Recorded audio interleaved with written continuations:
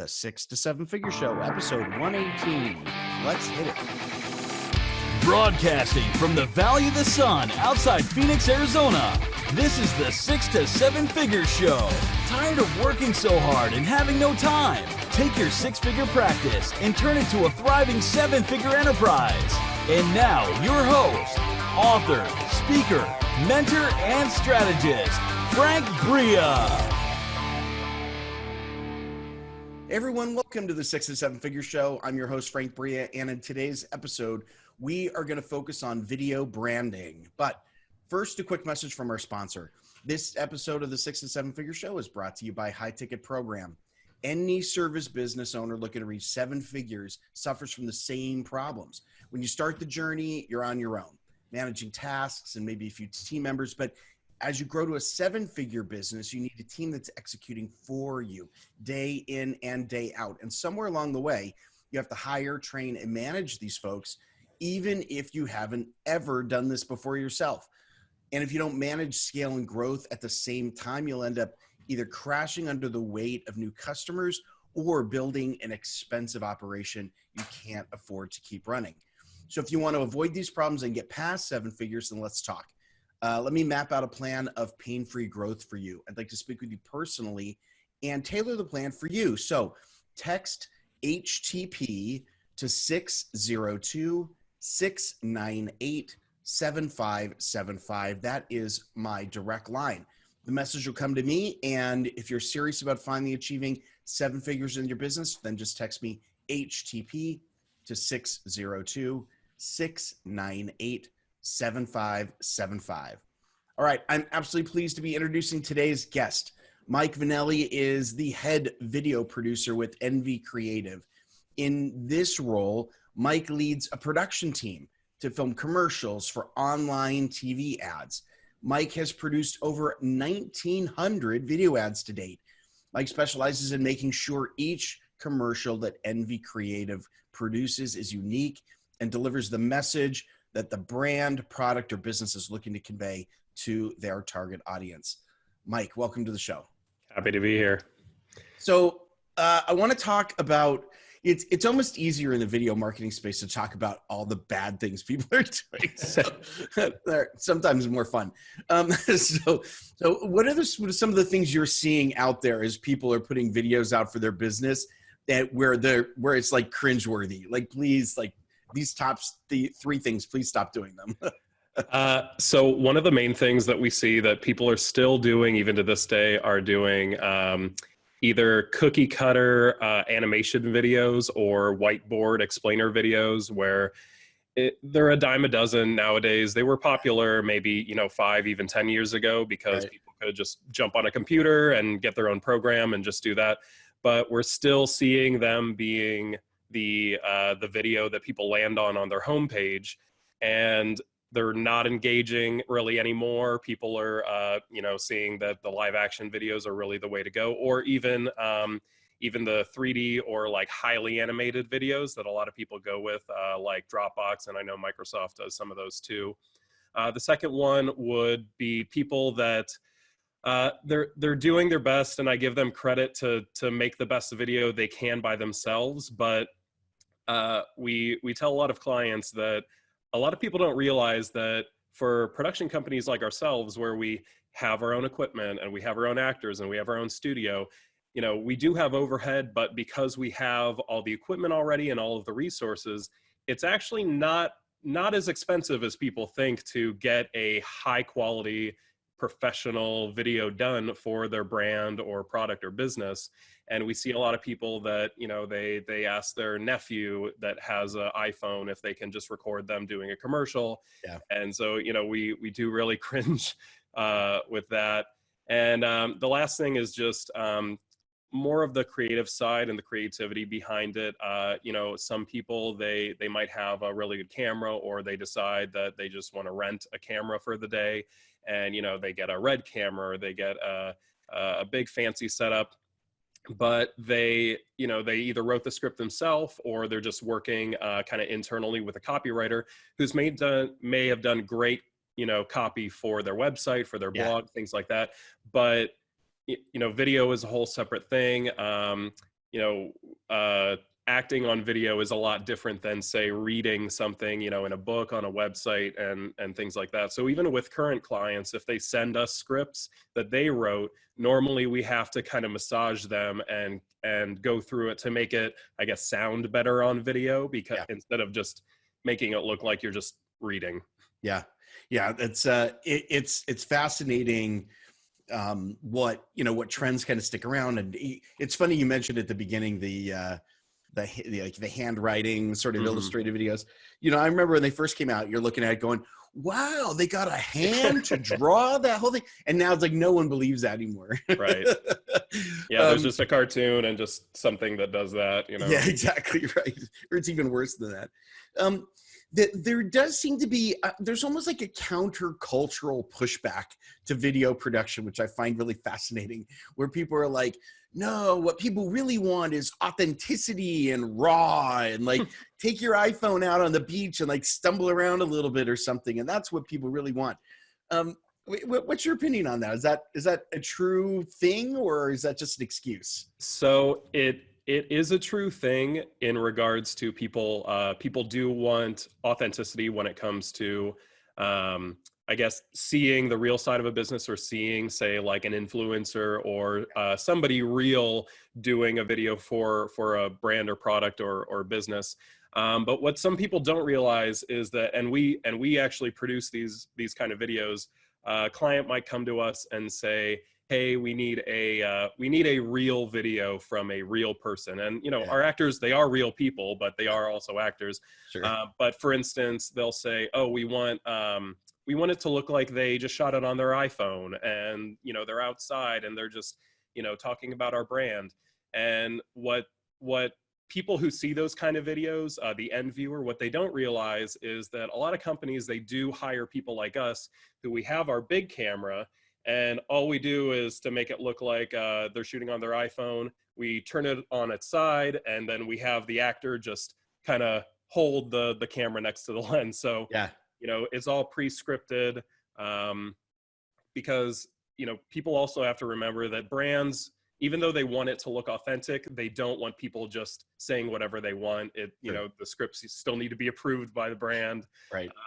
So even in that case, they do hire people like us to make those videos, even though we make them look authentic. But if you see, say, our camera turn on its side versus a native like iPhone selfie camera, you can see the big difference. But what a lot of people that, especially it's trending for 2020 and late 2019, is you're right that people do want authentic things in videos. And a lot of the things that are trending right now are testimonials in videos. Yeah. So for instance, not even people saying, getting on video, giving a video testimonial, even something where if we're doing a commercial for, we just did a commercial for these new chair wheels that you like, the office chairs that, are really smooth. So instead of, having a client, or instead of having a customer do a video testimonial, all we have to say is that, it has hundreds of 5-star reviews on Amazon, and here are a couple reviews that, Joe and Jane said. And so, when it comes to that, people are looking for authenticity, but that could even just be a testimonial from your page. I mean, it's just real content. Yeah.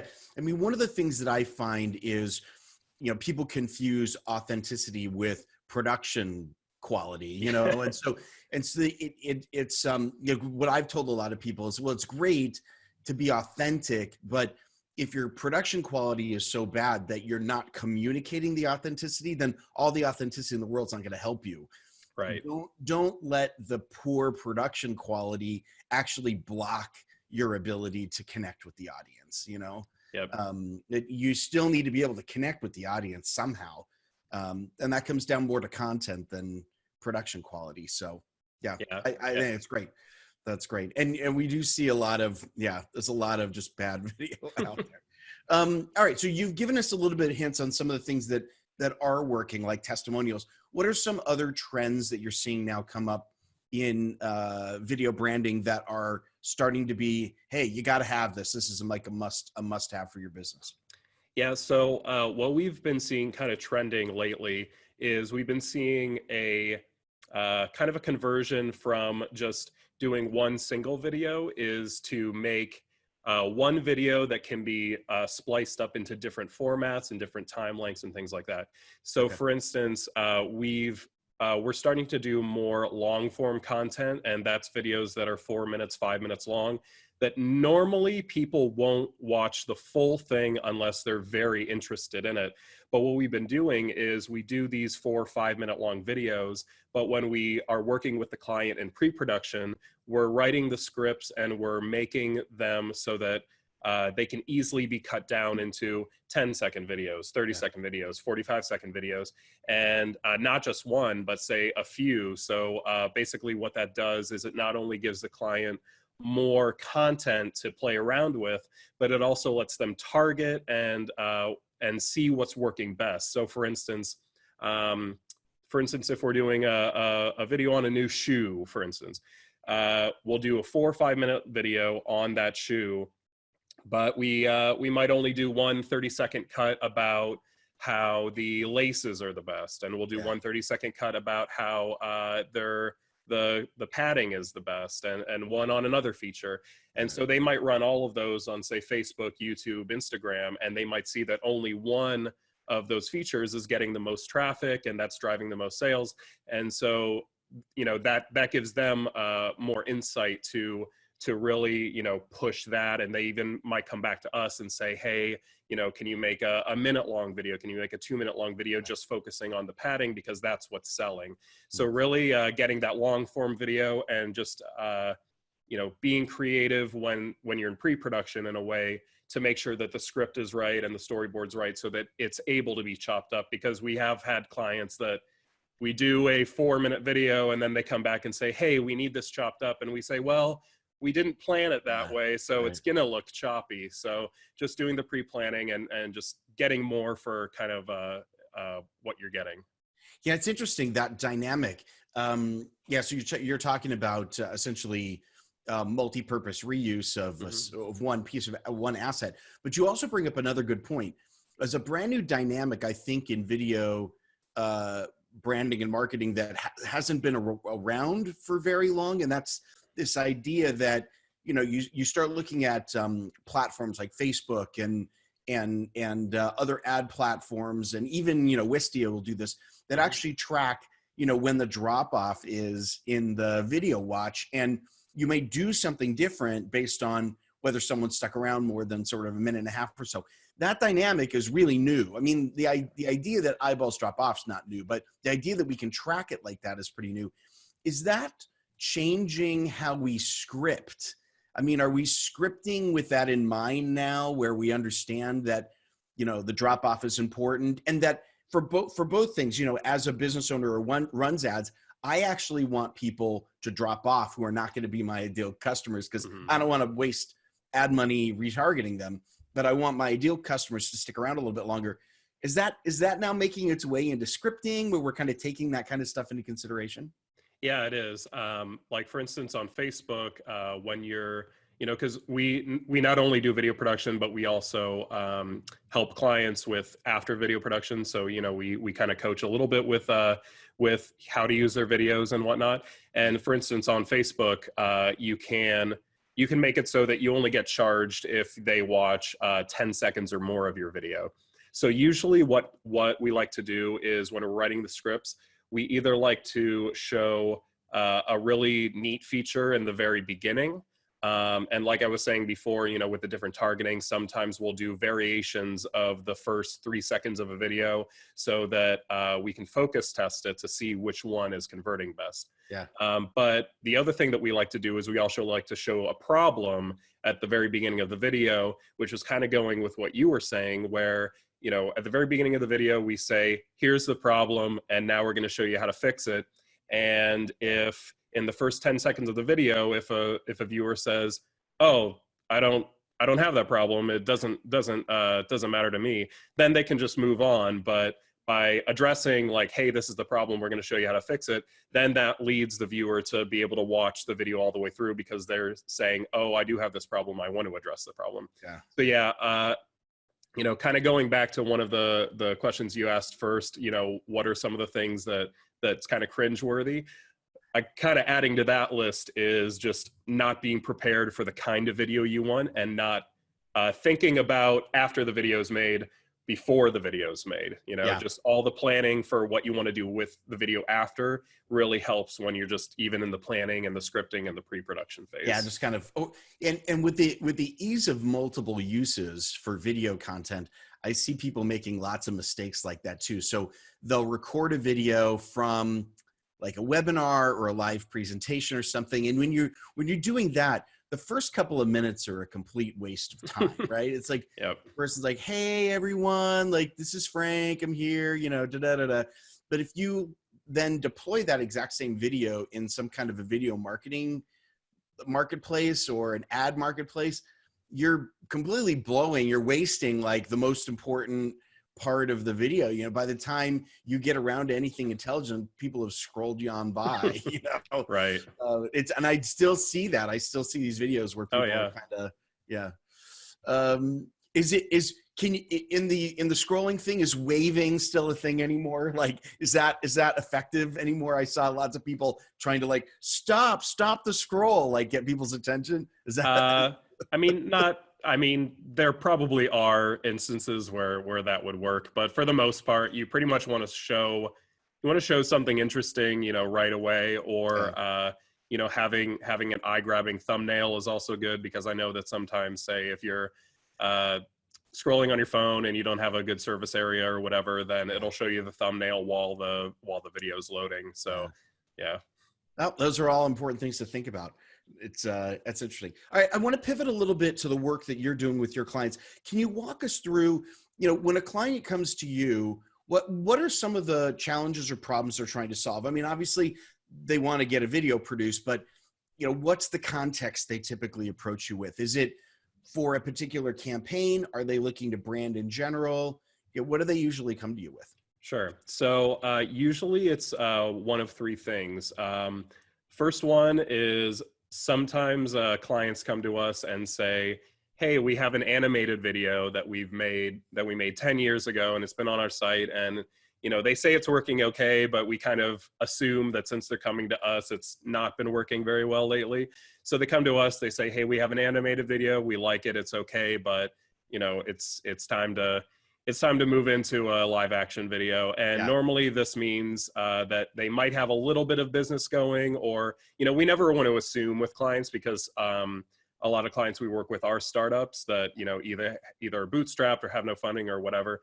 But yeah, so that's kind of one instance. Another instance that we actually started seeing a lot of traffic a few years ago is with Amazon product pages. Amazon really started pushing for videos on their product pages, and they pretty much told sellers, hey, if you have a video on your product page, you're going to rank higher. It does lead to more conversions. We're able to kind of post it other places, and you're able to post it other places.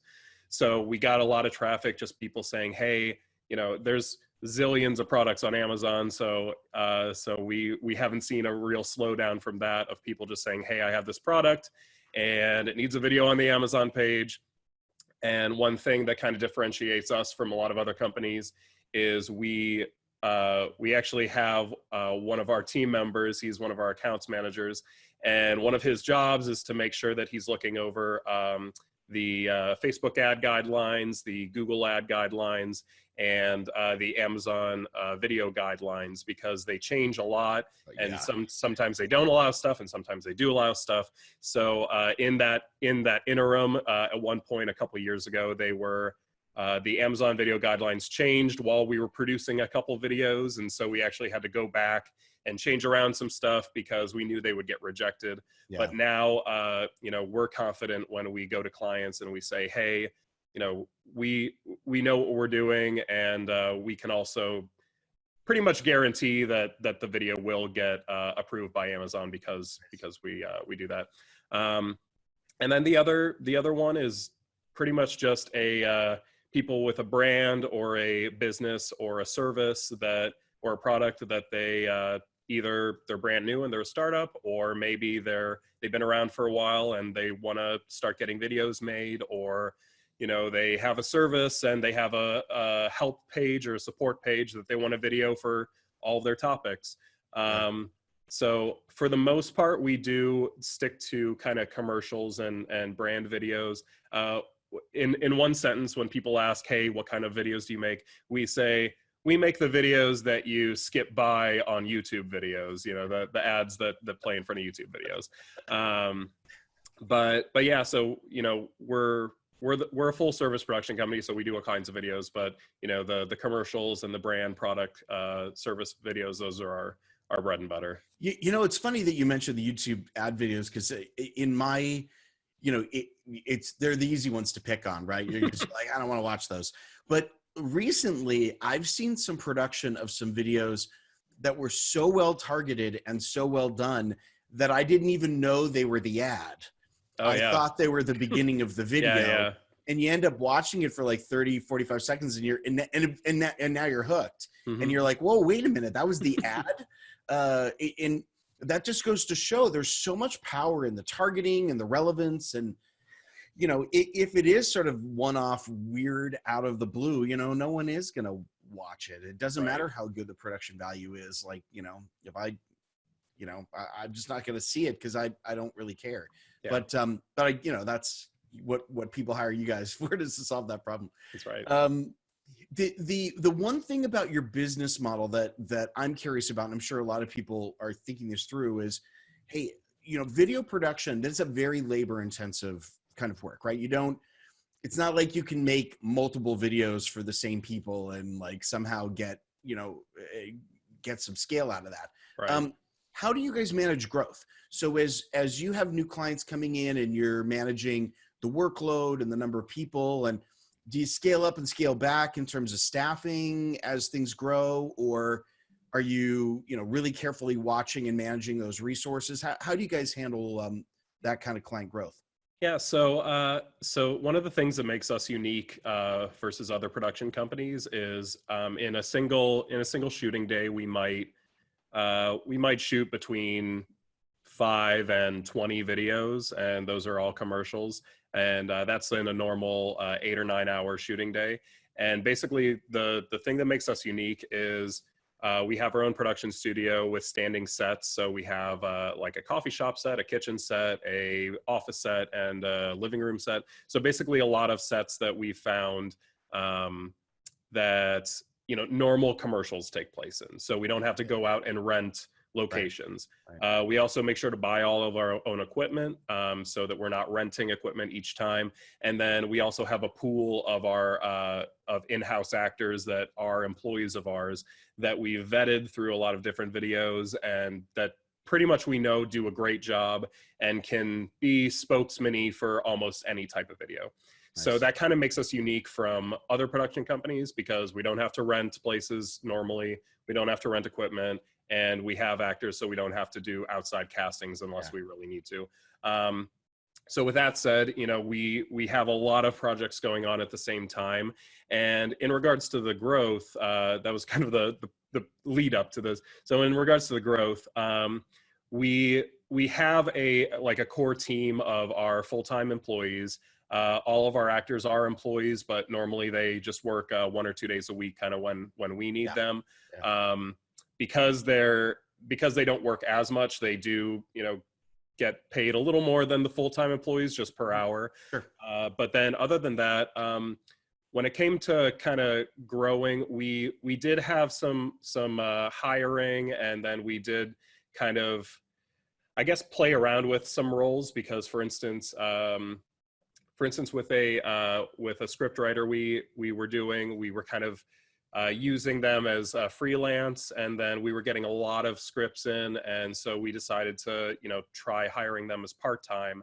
But then maybe 6 months, 8 months down the line, we realized they were doing a great job, but we realized that as a company, it was just a lot better and more economical for us to just pay per script rather than pay per hour. Yeah. Because sometimes there would be some days where there was only 1 or 2 scripts to write, and they don't need to be here for 8 hours and things like that. So, so it is hard, kind of testing out not really even testing, because 6-8 months, that's a long testing period, but that's long enough to know that if something's working or not. And again, it was no offense to the employee, because they were doing a great job. It was just kind of a business decision. Yeah, it's a business model. Yeah, it's a business model thing. Yeah. Exactly. And for instance, we had a dedicated social media manager who was running our Facebook and Instagram and everything like that.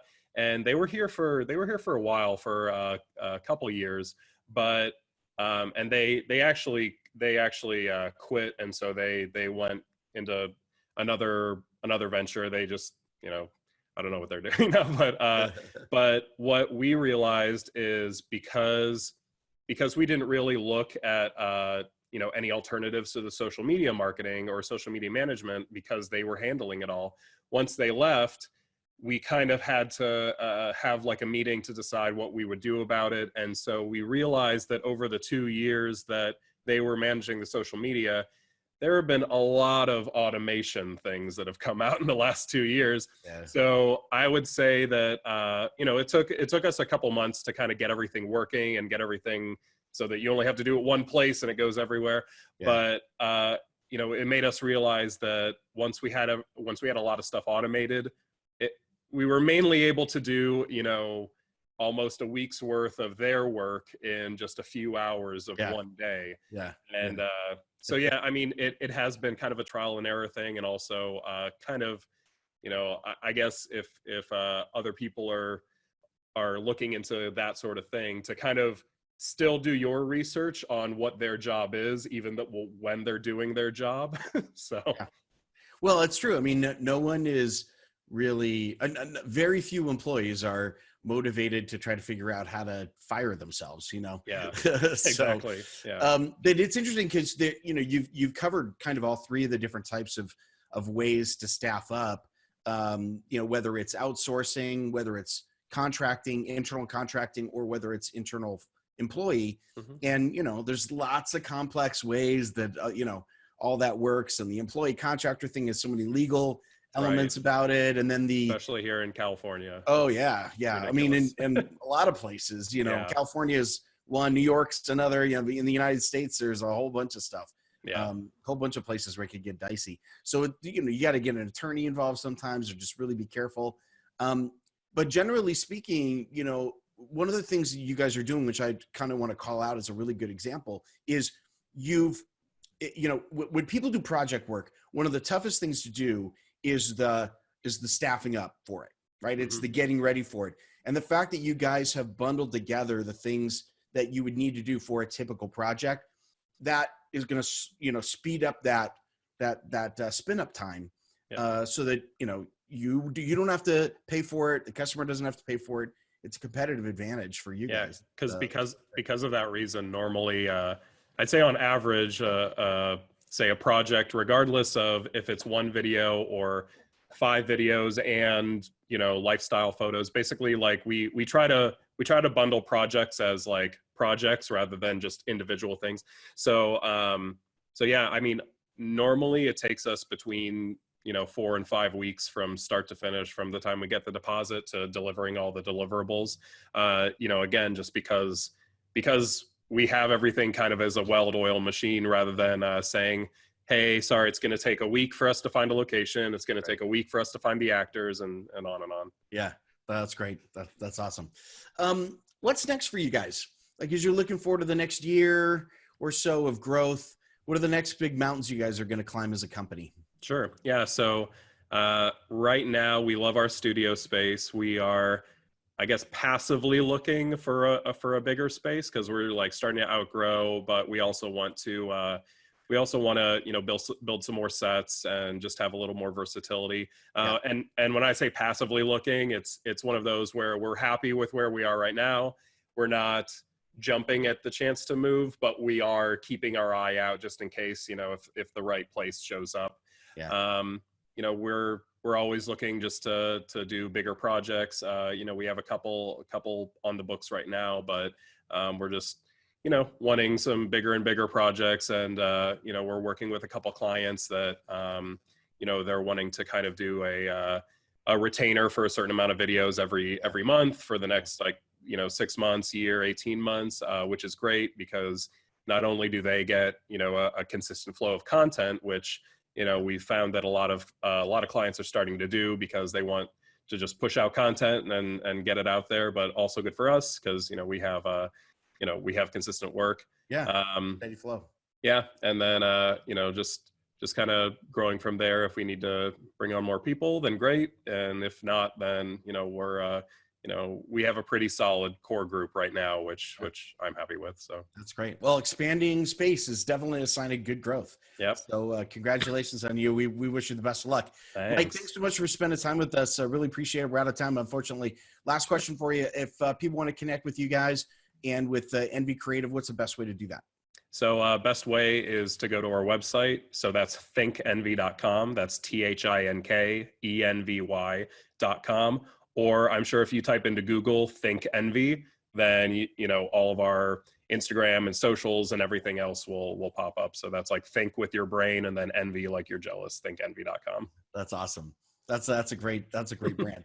Yeah, and that link will be in the show notes and below the video. So if you're out and about listening to audio, come on back to the show notes page and click through to connect with Mike and the Envy Creative team. Mike, thanks again so much for being with us. Really appreciate your time. Thanks so much. I appreciate it.